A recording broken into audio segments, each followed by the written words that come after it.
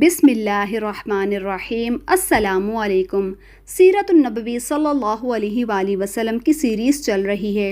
पिछली वीडियो में हमने आपको हुजूर सल्लल्लाहु अलैहि वआलिहि वसल्लम के मेराज के सफ़र का वाक़या बताया और उसमें हुजूर सल्लल्लाहु अलैहि वआलिहि वसल्लम ने हज़रत जिब्राइल अलैहिस्सलाम के साथ जन्नत और जहन्नुम का भी दीदार किया। उसके बाद हुजूर सल्लल्लाहु अलैहि वआलिहि वसल्लम अल्लाह ताला से हम कलाम हुए और हुजूर सल्लल्लाहु अलैहि वआलिहि वसल्लम को अल्लाह ताला का दीदार भी नसीब हुआ। उसके बाद अल्लाह ताला ने आपको 5 नमाज़ें भी अता की। 5 नमाज़ों के अता करने के बाद नमाज की इब्तिदा शुरू हुई।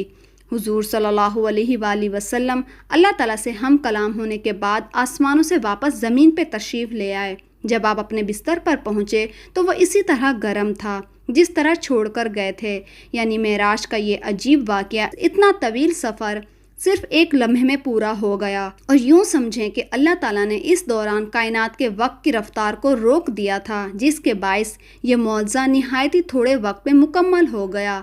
मेराज की रात के बाद जब सुबह हुई और सूरज ढल गया तो जिब्राइल अलैहिस्सलाम तशरीफ़ लाए। उन्होंने इमामत करके आप सल्लल्लाहु अलैहि वआलिहि वसल्लम को नमाज पढ़ाई ताकि आपको नमाज़ों के औकात और नमाज़ों की कैफियत मालूम हो जाए।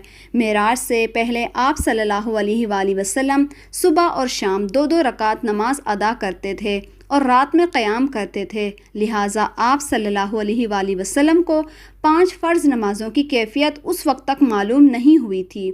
जिब्राइल अलैहिस्सलाम की आमद पर हुजूर सल्लल्लाहु अलैहि वआलिहि वसल्लम ने ऐलान फरमाया कि सब लोग जमा हो जाएं। चुनांचा आप सल्लल्लाहु अलैहि वआलिहि वसल्लम ने जिब्राइल की इमामत में नमाज अदा की। सहाबा कराम ने आपकी इमामत में नमाज अदा की। ये ज़ोहर की नमाज थी। इसी रोज़ उसका नाम ज़ोहर रखा गया, इसलिए ये पहली नमाज थी जिसकी कैफियत ज़ाहिर की गई थी। चूँकि दोपहर को अरबी में ज़हीरा कहते हैं, इसलिए ये भी हो सकता है कि ये नाम इस बुनियाद पर रखा गया हो क्योंकि ये नमाज दोपहर को पढ़ी जाती है। इस नमाज में आप सल्लल्लाहु अलैहि वआलिहि वसल्लम ने 4 रकात पढ़ी और कुरान करीम आवाज़ से नहीं पढ़ा। इसी तरह असर का वक्त हुआ तो असर की नमाज अदा की गई। सूरज गुरूब हुआ तो मगरिब की नमाज पढ़ी गई। ये 3 रकात की नमाज थी। इसमें पहली 2 रकात में आवाज़ से क़िरात की गई और आखिरी रकात में क़िरात बुलंद आवाज़ से नहीं की गई। इस नमाज में भी ज़ोहर और असर की तरह हज़रत जिब्राइल अलैहिस्सलाम आगे थे। आप सल्लल्लाहु अलैहि वसल्लम उनकी इमामत में नमाज अदा कर रहे थे और सहाबा कराम नबी पाक सल्लल्लाहु अलैहि वसल्लम की इमामत में नमाज अदा कर रहे थे।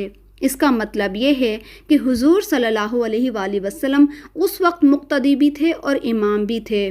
रहा ये सवाल कि ये नमाज कहाँ पढ़ी गई, तो इसका जवाब ये है कि खाना काबा में पढ़ी गई। आप सल्लल्लाहु अलैहि वसल्लम का रुख बैतुल मुक़द्दस की तरफ था क्योंकि उस वक्त क़िबला बैतुल मुक़द्दस था।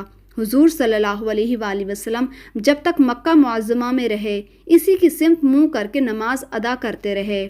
जिब्राइल अलैहिस्सलाम ने पहले दिन नमाज़ों के अव्वल वक्त में ये नमाज़ पढ़ाई और दूसरे दिन आखिरी वक्त में, ताकि मालूम हो जाए कि नमाज के औकात कहाँ से कहाँ तक हैं।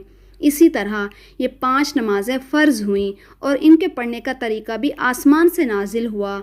आज कुछ लोग कहते हुए नज़र आते हैं नमाज का कोई तरीका कुरान से साबित नहीं है, लिहाजा नमाज किसी भी तरीके से पढ़ी जा सकती है। हम तो बस कुरान को ही मानते हैं। ऐसे लोग सरीह गुमराही में मुब्तला हैं। नमाज का तरीका भी आसमान से नाजिल हुआ और हमें नमाज भी इसी तरह पढ़नी होगी जिस तरह नबी पाक सल्लल्लाहु अलैहि वसल्लम और आपके सहाबा पढ़ते रहे। ये भी साबित हो गया कि फ़र्ज़ नमाज़ें 5 हैं। हदीस के मुनकर 5 नमाज़ों का इनकार करते हैं। वो सिर्फ 3 फ़र्ज़ नमाज़ों के कायल हैं। लोगों को धोखा देने के लिए वो कहते हैं कि कुरान मजीद में सिर्फ 3 नमाज़ों का जिक्र आया है, हालांकि अव्वल तो उनकी ये बात ही झूठ है। दूसरा ये कि जब अहादीस से 5 नमाज़ें साबित हैं तो किसी मुसलमान के लिए इससे इनकार करने की कोई गुंजाइश ही नहीं रहती। 5 नमाज़ों की हिकमत के बारे में उलमा ने भी लिखा है कि इंसान के अंदर अल्लाह ताला ने 5 हवस यानी कि 5 हिस्से रखी हैं। इंसान गुनाह भी इन हिस्सों के ज़रिए से करता है, यानी कि आँख और कान, नाक और मुंह और अज़ा जवाहिर यानी हाथ और पाँव। लिहाजा नमाजें भी 5 मुकर्रर की गई हैं ताकि इन 5 हवासों के ज़रिए दिन और रात में जो गुनाह इंसान से हो जाते हैं वो इन 5 नमाज़ों के ज़रिए धुल जाएं। इसके अलावा बेशुमार इसकी हिकमतें हैं।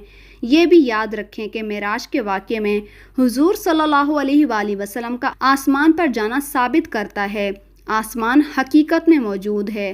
موجودہ ترقی یافتہ سائنس کا یہ نظریہ ہے کہ آسمان کا کوئی وجود نہیں بلکہ یہ کائنات کا ایک عظیم خلا ہے۔ انسانی نگاہ جہاں تک جا کر رک جاتی ہے وہاں اس خلا کے مختلف روشنیوں کے پیچھے ایک نیلی گوں حد نظر آتی ہے۔ اسی نیلی گوں حد کو انسان آسمان کہتا ہے، لیکن اسلامی تعلیمات نے ہمیں بتایا کہ آسمان موجود ہے اور آسمان اسی ترتیب سے موجود ہے جو قرآن اور حدیث نے بتایا۔ قرآن مجید کی بہت سی آیتوں میں آسمان کا ذکر ہے، بعض آیتوں میں ساتویں آسمان کا بھی ذکر ہے، جن سے معلوم ہوتا ہے کہ آسمان ایک اٹل حقیقت ہے، نہ کہ نظر کا دھوکہ۔ الحمدللہ معراج کا بیان تکمیل کو پہنچا۔ اس کے بعد سیرت النبوی صلی اللہ علیہ وآلہ وسلم قدم بقدم میں ہم معراج کے بعد کے واقعات بیان کریں گے انشاءاللہ۔